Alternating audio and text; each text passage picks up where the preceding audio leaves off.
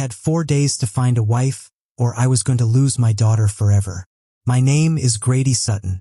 I'm 36 years old, and until last Tuesday, I lived alone on a ranch outside Larkspur, Montana. Just me, 40 head of cattle, and a house too quiet for one man to stand. Then a stranger called and told me I had a daughter. Her name is Sadie. She's 6 years old. Her mother, a woman named Marissa I hadn't spoken to in years, had died 3 weeks ago. Nobody had told me. Nobody thought they needed to. By Sunday, a judge was going to decide where Sadie would live. And according to the lawyer on the phone, a single man running a ranch alone didn't look stable on paper. I stood in my kitchen holding that phone until my hand went numb. Then I got in my truck and drove into town, because there was only one person I could think of who might help me. Her name is Wren Callahan. She runs the diner on Main Street. I barely knew her. We'd exchanged maybe 100 words in 3 years. I walked in, and the bell over the door rang, and every head in that diner turned. I looked at her and said the only thing I had left. I need a wife by Sunday. The whole room went silent. Wren didn't laugh. She didn't walk away either. She set down the coffee pot in her hand, real slow, like she was giving herself time to think. Then she looked me dead in the eye and said something I never saw coming. Then promise me you won't fall in love. I didn't understand what she meant. Not yet. But I would. If you're already hooked, stick around because what happens next changes everything. I didn't understand what she meant. Not yet. But I would. Wren set the coffee pot down on the counter, slow and careful, like she needed her hands to be busy while her mind caught up. The whole diner was still watching us. Old Mr. Hensley in the corner booth had stopped chewing his eggs. Come with me, she said. Not loud, just enough for me to hear.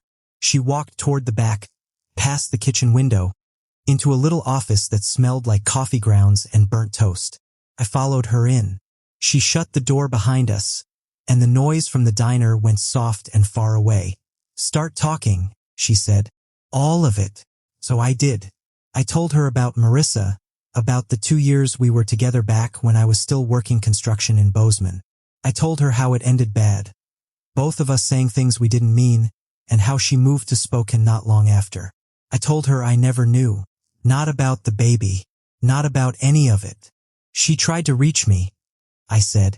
The lawyer told me that much. I don't know how hard she tried. Maybe not hard enough. Maybe I wouldn't have answered anyway. I was a mess back then. Wren didn't say anything right away. She leaned against the desk, arms crossed, studying me the way you'd study a stranger who just told you something you weren't sure you believed. And the little girl, she said. Sadie. Where is she right now? With her mother's sister, over in Butte. Temporary. The judge wants to see I've got a real home. A real life. Not just a man and 40 cows and an empty house. So you need a wife on paper. I need somebody the judge won't laugh at, I said. I need somebody who'll stand next to me and make this look like a family has a chance. Wren was quiet for a long moment. Outside the office door, I could hear the diner going on like normal, plates clinking, somebody laughing too loud at the counter. Why me? She finally asked. I didn't have a smart answer. The truth just came out plain. Because you're the only person in this town I trust not to make this about something it's not. Something moved across her face when I said that. Couldn't read it. She looked down at the floor, then back up at me. I had a husband once, she said. 3 years ago. He left. Not because of anything dramatic. He just stopped wanting to be here. Stopped wanting to be with me. One day I came home and half the closet was empty. I didn't say I was sorry. It felt too small for whatever she was carrying. I built this diner up from nothing after that, she said. I don't need saving, Grady. I'm not looking for a husband, real or fake. But I know what it's like to have somebody's future decided for them by people who don't know the whole story. So that's a yes? That's a maybe, she said. But if it's a yes, I need you to hear me on something first. She stepped closer. Not much. Just enough that I could see her eyes weren't soft anymore. They were steady and a little scared, in a way she was trying hard to hide. Promise me you won't fall in love with me, she said. I mean it. I can help you get your daughter. I can stand in that courtroom and lie with a straight face if that's what it takes. But I can't do this if you're going to look at me one day and think this turned into something real. I already lost one man who decided halfway through that he didn't want the life he signed up for. I'm not doing that twice. I stood there, and for a second I didn't know what to say. It seemed like an easy thing to promise. A simple line. I need a wife, not a wife I fall for. I can do that, I said. Wren studied me a second longer, like she was deciding whether to believe me. Okay, she said quietly. Then we've got 4 days to make this look real. And Grady, there's something else you should know before you agree to any of this. Something about why I really said yes. I waited. She didn't say anything for a second, just looked past me at the wall, like she was trying to find the right words. This diner, she said, it's not just mine anymore. My dad co-signed the loan when I bought it 3 years ago. He's sick now. Bad sick.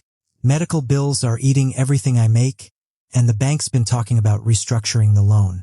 They want 2 names on it. Steady names. A single woman running a diner alone doesn't look good to them either. I hadn't expected that. So we'd both be getting something out of this, I said. That's right, she said. This isn't charity, Grady. I need this as much as you do. I just needed you to know that before you start thinking I'm doing you some kind of favor. Something eased in my chest hearing that. It made the whole thing feel less like I was asking her to save me and more like 2 people helping each other out of a hole. Okay, I said. Then we do this together. Whatever you need from me, name it. She nodded slow, like she was still deciding if she trusted the words coming out of my mouth. We'll need to move fast, she said. Courthouse opens at 9 tomorrow. I close up here by 6 tonight. If we're doing this, we do it tomorrow morning. I drove home that night with my hands tight on the wheel the whole way. The ranch looked different pulling up to it. Same porch light, same crooked mailbox, same dog barking at the truck. But I kept picturing a kid's bike leaned up against the fence. A kid's boots by the door. I didn't sleep much. We met at the courthouse steps at 8:45 the next morning. Wren wore a plain green dress, hair down for once instead of pulled back the way she always had it at the diner. I wore the only sport coat I owned, the one I'd bought for my cousin's wedding 4 years back. You look like you're going to a funeral, she said, eyeing my coat. Feels a little like one, I said. Good kind, though. Maybe. She almost smiled at that. Almost. The clerk inside barely looked up from her paperwork when we signed. No music. No flowers. Just 2 signatures on a line and a woman in a cardigan telling us congratulations in the same flat voice she probably used 50 times a week. Outside on the steps, Wren turned to me. So that's it, she said. We're married. Feels strange saying that. Feels stranger hearing it, she said. We drove to Butte that same afternoon to meet with the caseworker. A woman named Denise Okafor who had a way of looking at you like she'd already made up her mind and was just waiting for you to prove her wrong. She walked us through what the judge would want to see. A stable home, proof of income, a support system, and most of all, a chance to meet Sadie before Sunday's hearing, so the court could see how the girl responded. She's been through a lot, Denise said, flipping through a folder. Lost her mother. Bounced to an aunt who's got 3 kids of her own and barely any room. She doesn't open up easy anymore. I understand, I said, though I wasn't sure I did. Not yet. Denise led us down a hallway to a small visiting room with a table, 2 chairs, and a box of toys nobody seemed to have touched in a while.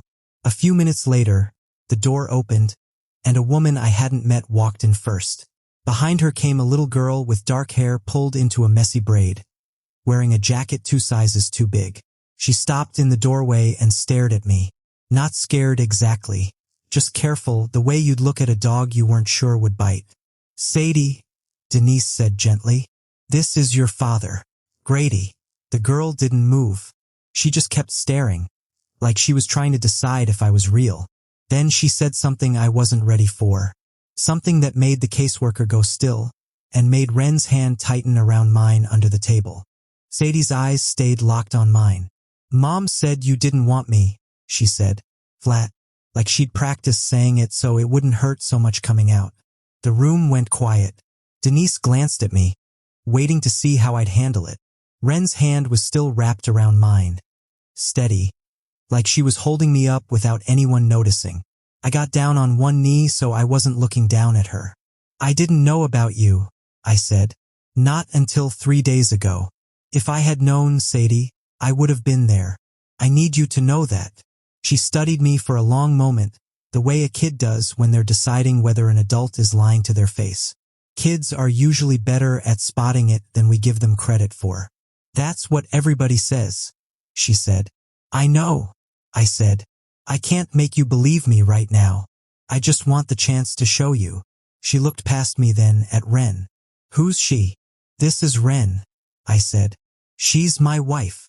Sadie tilted her head, studying her the same careful way. You don't look like a wife. Wren let out a short laugh before she could stop herself. What's a wife supposed to look like? I don't know, Sadie said. Older, maybe. My aunt says wives look tired. Well, Wren said, give it a week. That got the smallest twitch at the corner of Sadie's mouth. Not quite a smile, but close enough that Denise made a note in her folder, and I felt something in my chest loosen for the first time in 3 days. We didn't get long with her. 20 minutes, maybe. Denise said that was normal for a first supervised visit. Sadie asked me if I had animals on my ranch, and when I told her about the dog, a scrappy old blue heeler named Tugboat, her whole face changed for just a second, like a light flickering on somewhere behind her eyes. Can I meet him? She asked. If the judge says it's okay, I said. I'll bring you out there myself. She nodded slowly, like she was filing that promise away somewhere to check on later. Then the visit ended, and she walked out with the caseworker without looking back, and something about that hollowed me out worse than if she'd cried. If you're liking this story so far, hit that like button and subscribe. It really does help me keep bringing you more. Wren and I didn't talk much on the drive back to Larkspur. The sun was going down behind the mountains, turning the whole sky the color of a bruise healing. I finally broke the silence somewhere past the county line.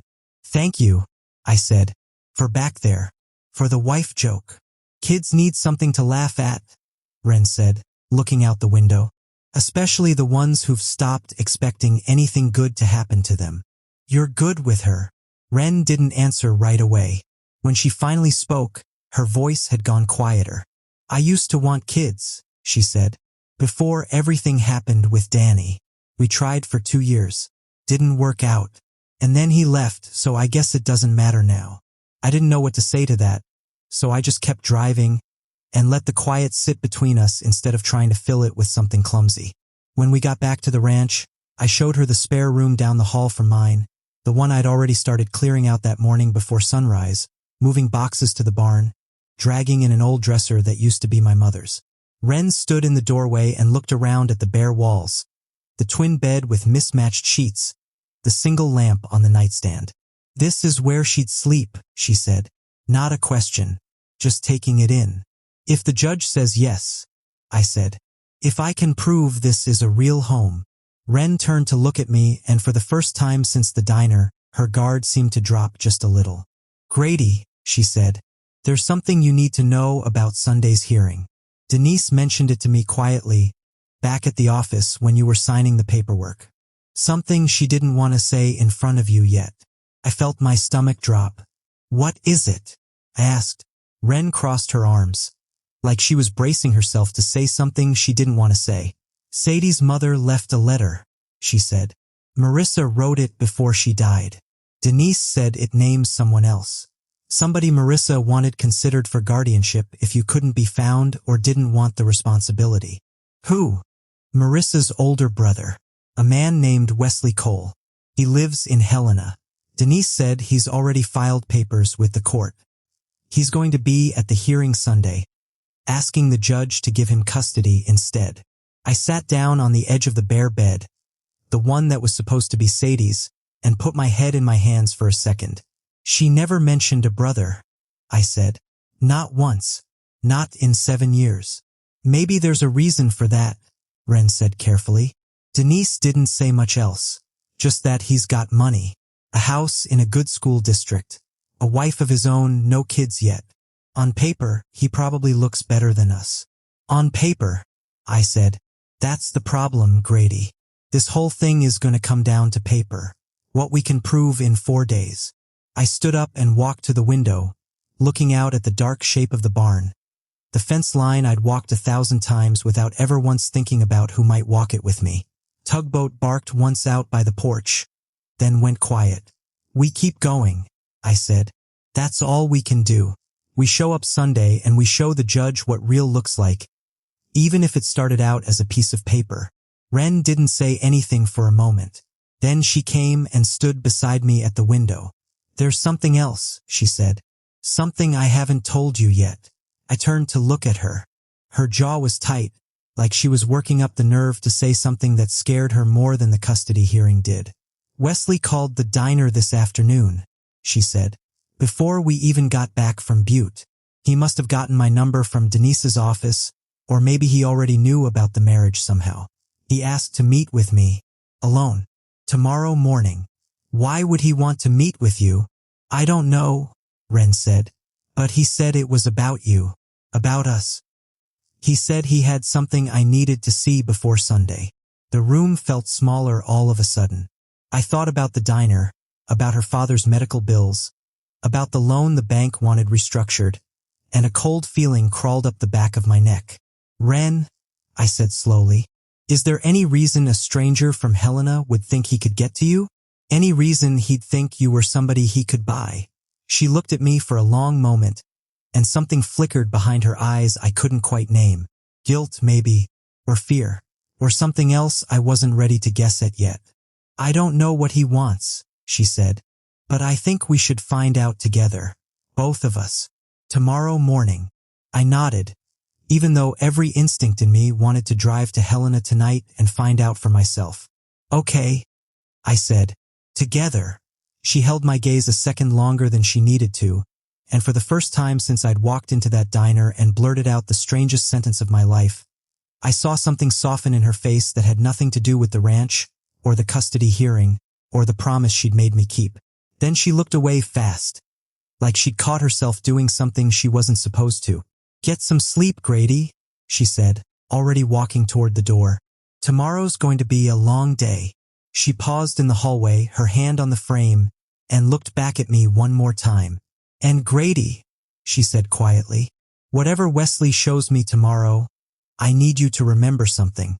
I meant what I said at the diner.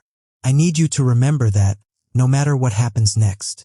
She shut the door before I could ask her what she meant by that. I didn't sleep that night. I kept thinking about the way her voice had shifted when she said, whatever Wesley shows me tomorrow. Like she already knew something I didn't. We drove to Helena the next morning in near silence. Wren picked the meeting place, a small coffee shop off Last Chance Gulch, quiet enough that we could talk without an audience.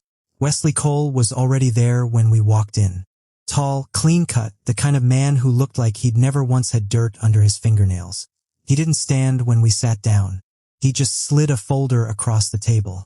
Before you say anything, he said, looking at me, I want you to know this isn't personal. I loved my sister. I want what's best for Sadie. That's all this is. I opened the folder. Photos. Bank statements. A printout of an old social media post I'd made years ago, back during a rough stretch after a car accident, complaining about money and feeling like my life was falling apart. He'd built a case. A quiet, careful case that painted me as unstable, unreliable, unfit. You've been watching me, I said. I've been protecting my niece, Wesley said. You don't get to just show up 7 years late and call yourself her father. Wren had been quiet, staring at the folder. Then she reached over and pulled it toward her, flipping through the pages slow and deliberate. This is why you called me, she said to Wesley. Not a question. I called you because I did my research on you too, Wesley said. Your diner's underwater. Your father's medical bills are public record if you know where to look. I thought maybe you married a stranger for money, and maybe you'd be smart enough to walk away from this mess before the judge tears it apart on Sunday. The words hit the table like a slap. I looked at Wren. She wasn't looking at me. She was looking at Wesley, her jaw tight, her hands flat on the table like she was holding herself in place. "You thought wrong," she said. "Did I?" Wesley asked. Wren stood up so fast her chair scraped against the floor. "I don't care what you think you know about me," she said. "I've spent one day with that little girl, and I already know she needs somebody who shows up, not somebody who builds a court case from 3 states away. You want to talk about what's best for her? Best for her is a home with people who actually chose to be there, not a spreadsheet." Wesley's expression didn't change much, but something in his eyes flickered. "I'll see you both Sunday," he said quietly, and left without touching his coffee. We sat there a minute, the folder still open between us. "He's not wrong that this looks bad on paper," I said finally. "Then we stop worrying about paper," Wren said. "We give the judge something paper can't fake." Sunday came fast. The courtroom in Butte was smaller than I expected, wood-paneled, a little tired looking, like it had seen 1,000 families come through it already worn down before they even sat in the chairs. Wesley sat on one side with his lawyer. Wren and I sat on the other. Denise a few rows back with her folder. The judge, a woman named Patricia Ambrose, went through the case slow and careful. She asked about my income, the ranch, the house, my plans for school and childcare. She asked Wesley about his home in Helena, his job, his intentions. Then she asked to speak with Sadie. They brought her in from a side room, still wearing that jacket 2 sizes too big. She looked around the courtroom, found me in the crowd, and for just a second, something in her face eased. "Sadie," Judge Ambrose said gently, "I know this is a lot. I just want to ask you a few questions. Okay? There's no wrong answer." Sadie nodded, gripping the arm of her chair. "Have you spent time with your father this week?" "Yes," Sadie said. "I met his dog, Tugboat. He's old and he smells bad, but he let me pet him." A few quiet laughs moved through the courtroom. Even the judge almost smiled. "And how did that feel? Meeting him?" Sadie thought about it for a long moment, the way kids do when they're actually trying to find the true answer instead of the easy one. "Scary," she said, "'cause I didn't know if I'd like him, but he got down on the floor so he wasn't taller than me. Nobody's ever done that before. And Wren said I could bring Mom's box of stuff with me if I ever go there, and nobody would throw it away." Judge Ambrose glanced at her notes, then back at Sadie. "Do you want to go live with your father, Sadie? You can tell me the truth. It's okay either way." Sadie looked at me, then at Wren, then back at the judge. "I want to see the dog again," she said. "And I want to keep my mom's box. And I want somebody who gets down on the floor." It wasn't a speech. It wasn't dramatic. But I felt it land in my chest like something breaking open. Judge Ambrose reviewed the rest of the paperwork in near silence, the room holding its breath around her. Finally, she looked up. "Given the caseworker's report and given what I've heard today, I'm granting temporary custody to Mr. Sutton and Mrs. Sutton, with a follow-up review in 90 days, she said. "Mr. Cole, you're welcome to remain involved in Sadie's life as extended family, but I don't find sufficient grounds to place her outside her father's home at this time." Wesley didn't argue. He just nodded once, quiet, and I realized then that maybe he really had just been scared for a little girl he loved in his own complicated way. Outside the courthouse, Sadie held Wren's hand on one side and mine on the other, swinging a little between us like she'd done it 100 times before instead of just once. "Can we go see Tugboat now?" she asked. "Right now," I said. That night, after Sadie had fallen asleep in her new room, worn out from the longest day of her short life, Wren and I sat out on the porch steps, same as always, except nothing about it felt the same anymore. "You did good today," I said. "We did good today," she said. I looked over at her in the porch light. "Wren, about that promise you asked me to make at the diner." She looked down at her hands. "Grady, don't. I have to say it," I said. "I broke it. I think I broke it 3 days ago and didn't even notice until Wesley showed me that folder, and all I could think about was you standing up for us." She was quiet a long moment, and when she finally looked at me, her eyes were wet, but she wasn't hiding it this time. "I broke it too," she said softly. "Somewhere around the part where you got down on the floor so you wouldn't be taller than her." I reached over and took her hand, and this time neither of us pulled away. "So what happens now?" I asked. "Now," she said, "I guess we stop pretending and we figure out how to actually be a family. All three of us." Sadie's bike still isn't leaned up against the fence yet, but her boots are by the door. And most mornings now, I wake up to the sound of her laughing at tugboat in the yard, and Wren humming something in the kitchen, and for the first time in a long time, this house doesn't feel too quiet at all. If this story meant something to you, I'd love to hear it. Drop a comment and tell me what part hit you the hardest, and if you want more stories like this one, go ahead and hit subscribe. I'll see you in the next one.